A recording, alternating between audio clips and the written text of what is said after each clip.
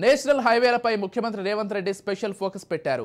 సచివాలయంలో జాతీయ రహదారుల ప్రాజెక్టుపై ఆయన సమీక్ష నిర్వహించారు. ఈ రివ్యూ మీటింగ్ కు మంత్రి కోమటిరెడ్డి వెంకటరెడ్డి, సీఎస్ శాంతికుమారి, జాతీయ రహదారుల నిర్మాణం సాగుతున్న ఆయా జిల్లాల కలెక్టర్లు, సంబంధిత ఉన్నతాధికారులు హాజరయ్యారు. ఈ సందర్భంగా జాతీయ రహదారుల ప్రాజెక్టుకు సంబంధించి భూసేకరణ పలు అంశాలపై సీఎం అధికారులను ఆరా తీశారు.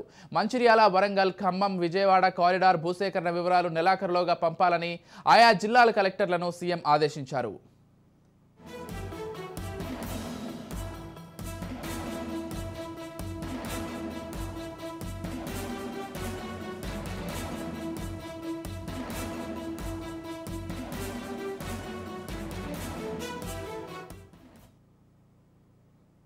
ఆర్థిక శాఖపై ఏపీ సీఎం చంద్రబాబు నాయుడు పూర్తి స్థాయిలో ఫోకస్ పెట్టారు. ఈ క్రమంలోనే ఆర్థిక శాఖపై సమీక్ష నిర్వహించారు. రాష్ట్ర ఆర్థిక పరిస్థితిపై చర్చించారు. రాష్ట్రానికి ఉన్న అప్పుల లెక్కలపై చంద్రబాబు ఆరా తీశారు.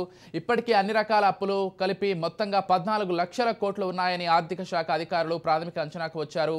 పెండింగ్ బిల్లులు ఎంత మొత్తంలో ఉన్నాయనే అంశంపై చంద్రబాబు సమీక్షించారు.